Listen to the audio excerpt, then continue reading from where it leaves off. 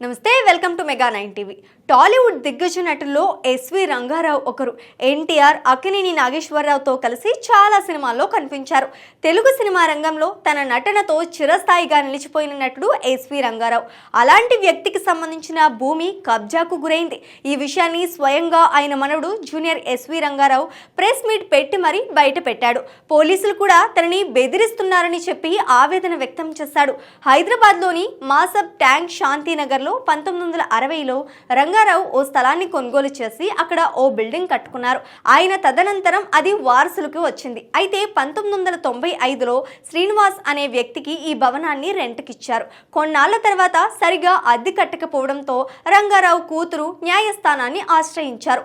దీంతో శ్రీనివాస్ వెంటనే బిల్డింగ్ ని ఖాళీ చేయడంతో పాటు ఇవ్వాల్సిన అద్దె కూడా చెల్లించాలని కోర్టు ఆదేశించింది. ఇదే విషయమై శ్రీనివాస్ హైకోర్టుని ఆశ్రయించి స్టే తెచ్చుకున్నాడు. తర్వాత కాలంలో ఫార్జరీ చేసి ఈ స్థలం తనదే అని వాదించడం మొదలుపెట్టాడు. అప్పటి నుంచి ఈ కేసు నడుస్తూనే ఉంది. తన తాత ఎస్వి రంగారావు కొన్న భూమిని శ్రీనివాస్ అక్రమంగా తన పేరుపై రిజిస్ట్రేషన్ చేసుకోవడమే కాకుండా తనపై బెదిరింపులకు దిగుతున్నాడని, ప్రభుత్వం తమకు న్యాయం చేయాలని రంగారావు మనవడు ఆవేదన వ్యక్తం చేస్తున్నాడు.